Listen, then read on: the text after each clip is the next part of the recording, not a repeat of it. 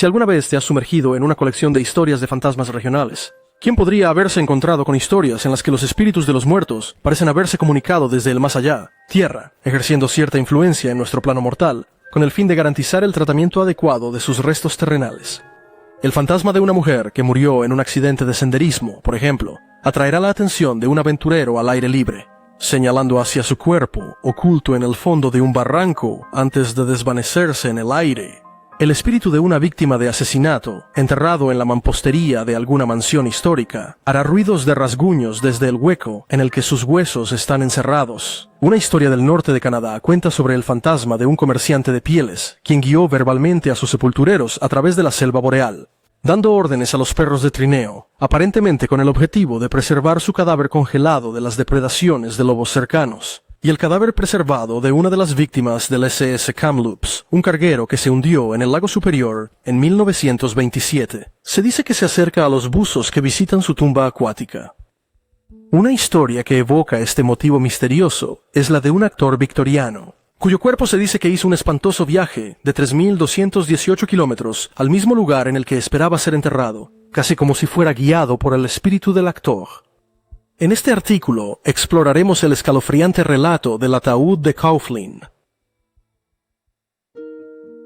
Canadá tiene una larga historia de exportar a algunos de sus actores, músicos y artistas más talentosos a los Estados Unidos más rentables. Esta tradición se remonta a los días de Charles Coughlin, un actor de teatro clásico. Se dice que nació en la isla del Príncipe Eduardo, la provincia más pequeña de Canadá. Después de estudiar teatro en Inglaterra, Coughlin fue llevado a América por el gerente neoyorquino Augustine Daly, en cuyos escenarios de Broadway actuó en comedias de Shakespeare y otros dramas teatrales. El actor victoriano disfrutaría de una larga y exitosa carrera en esa tierra de oportunidades, lo que culminó en una actuación de 1898 de una obra de su propia composición, basado en la biografía dramática en francés de Alexandre Dumas sobre el actor inglés Edward Kean. Aunque recorrió el mundo, escribió el folclorista Sterling Ramsay en su libro de 1973, Folklore, la isla del Príncipe Eduardo, la isla siempre fue su amado refugio.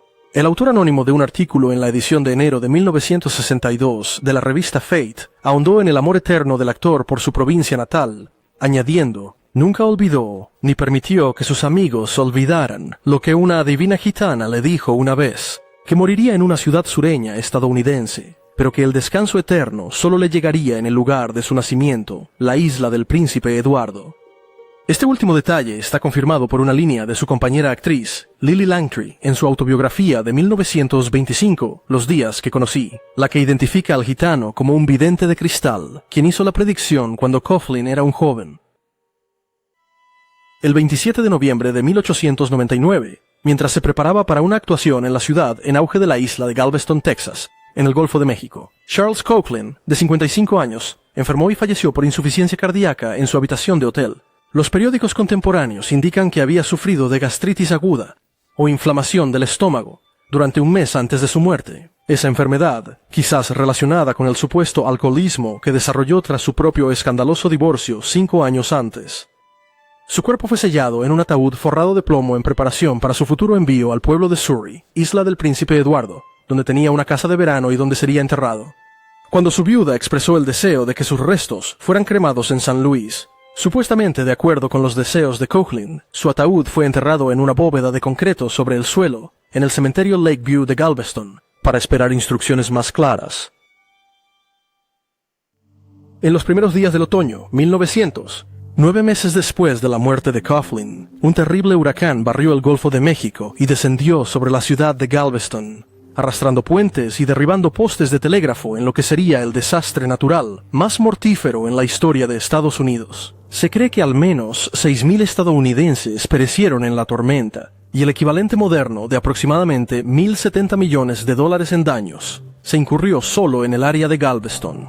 El cementerio Lakeview de Galveston, el lugar de descanso temporal de Charles Coughlin, no se salvó de las inundaciones rápidas y los vientos de 225 km por hora, que causaron estragos en el resto del pueblo.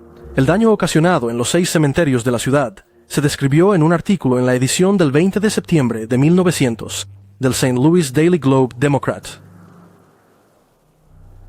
En los cementerios de Galveston había bóvedas de piedra, ladrillo y cemento. Eran pequeñas casas con estantes o nichos en los que reposaban los ataúdes. Algunas de las más finas residencias de los muertos, así como algunas de las más humildes, fueron destruidas por el huracán. Son ruinas de madera, mampostería y metal. De los escombros esparcidos alrededor, es evidente que masas de material flotante de casas destruidas fueron llevadas a los cementerios y contra estos panteones con tal fuerza que los aplastó. Los monumentos masivos, así como muchas lápidas más pequeñas, fueron derribados por las balsas de tormenta. Algunas lápidas más pequeñas fueron arrastradas a varios metros de sus bases. En no pocas ocasiones, la madera golpeó las piedras con tal fuerza que las destrozó.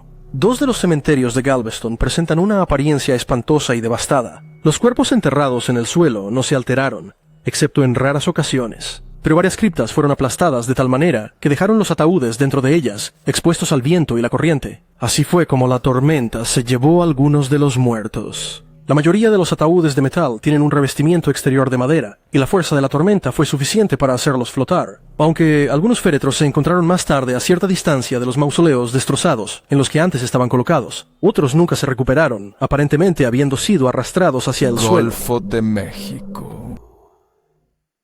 Según se informó en varios periódicos de la época, uno de los ataúdes desaparecidos era el de Charles Coughlin, para el cual se realizó una búsqueda exhaustiva, pero sin resultados. El compañero actor de Coughlin, Sir Johnson Forbes Robertson, grabó la secuela extraña de esta tragedia en su autobiografía de 1925, Un actor bajo 3 reinados. La corriente del Golfo, escribió, lo llevó alrededor de Florida, subiendo por la costa aproximadamente 2.400 kilómetros. Aquí, continuó Sterling Ramsay, en las cercanías de Terranova, de alguna manera dejó la corriente y se desplazó sin rumbo a lo largo de la costa del este de Canadá, a merced del viento y la ola.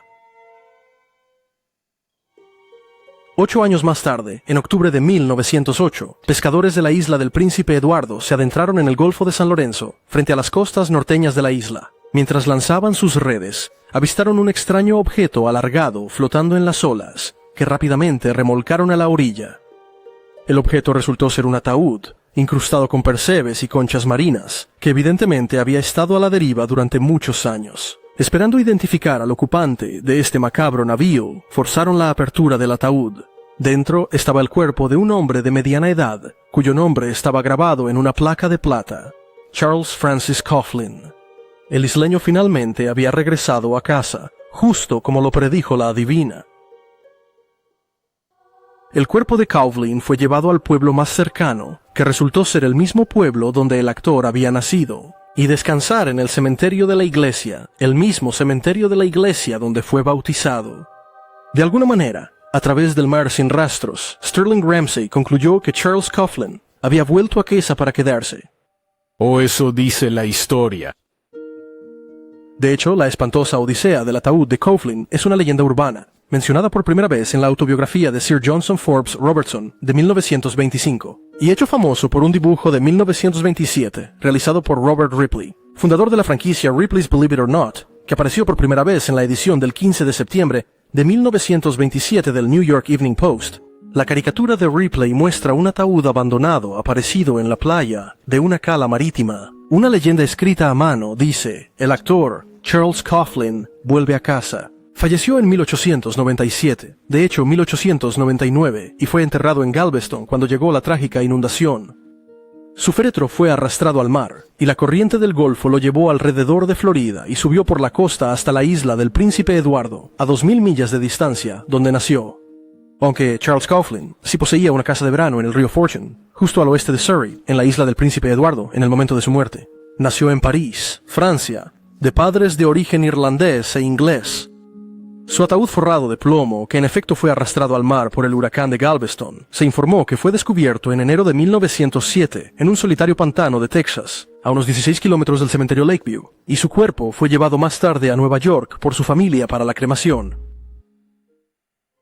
Debe mencionarse que este desenlace más prosaico al drama de Charles Coughlin apareció en varios periódicos. Fue cuestionado en 1927, tras la publicación de la caricatura de Ripley. Después de leer la caricatura en el New York Evening Post, la única hija de Coughlin, la actriz Gertrude Coughlin Pito, de Bayside, Long Island, escribió el Post preguntando sobre el origen de la extraordinaria afirmación de Ripley. Declaró que si creía que pudiera haber algo de verdad en ello, comenzaría una búsqueda en la isla del príncipe Eduardo para encontrar el cuerpo de su padre.